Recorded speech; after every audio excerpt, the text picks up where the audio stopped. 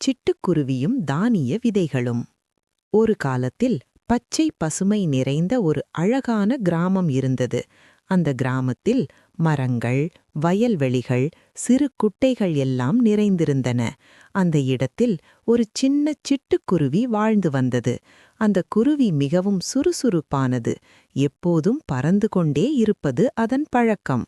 ஒவ்வொரு நாளும் காலை சூரியன் உதயமாகும் நேரத்தில் கீச் கீச் என்று மகிழ்ச்சியுடன் பாடிக்கொண்டே அது உணவு தேட பறந்து செல்லும். சில நாட்களில் கொஞ்சம் தானியம் கிடைக்கும், சில நாட்களில் அதிகமாக கிடைக்கும். இருந்தாலும் குருவி எப்போதும் மகிழ்ச்சியாக இருந்தது. ஒரு நாள் அது வயல்வெளியின் அருகே பறந்து கொண்டிருந்தபோது நிலத்தில் நிறைய தானிய விதைகள் சிதறிக் கிடப்பதை பார்த்தது. அதை பார்த்ததும் குருவியின் கண்கள் பிரகாசித்தன. அடடா, இவ்வளவு உணவா! இன்று எனக்கு பஞ்சமே இருக்காது என்று அது சந்தோஷத்தில் குதித்தது. அந்த இடத்தில் மெதுவாக நடந்து கொண்டிருந்த ஒரு மூதாட்டி ஆமை அந்த குருவியை கவனித்தது. ஆமை சிரித்துக்கொண்டு சொன்னது, சிட்டுக்குருவியே, எல்லாவற்றையும் ஒரே நாளில் எடுத்துக்கொள்ளாதே, நாளைக்காகவும் கொஞ்சம் விட்டு வை. பொறுமை இருந்தால் வாழ்க்கை சுகமாக இருக்கும்.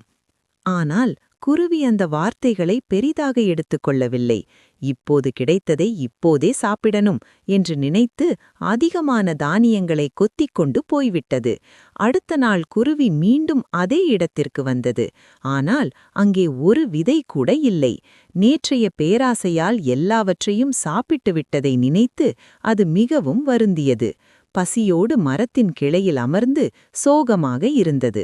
அப்போது மெதுவாக வந்த அந்த ஆமை குருவியிடம் மென்மையாக சொன்னது, நேற்று நான் சொன்னதை நினைவிருக்கா?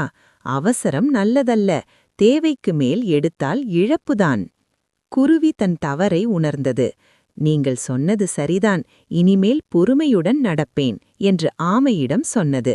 அன்று முதல் சிட்டுக்குருவி தினமும் தேவையான அளவு மட்டும் உணவு எடுத்துக்கொள்ளத் தொடங்கியது.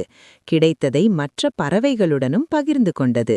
அதனால் அந்த குருவி மட்டுமல்லாமல் அந்த இடத்தில் இருந்த எல்லா உயிர்களும் மகிழ்ச்சியாக வாழ்ந்தன.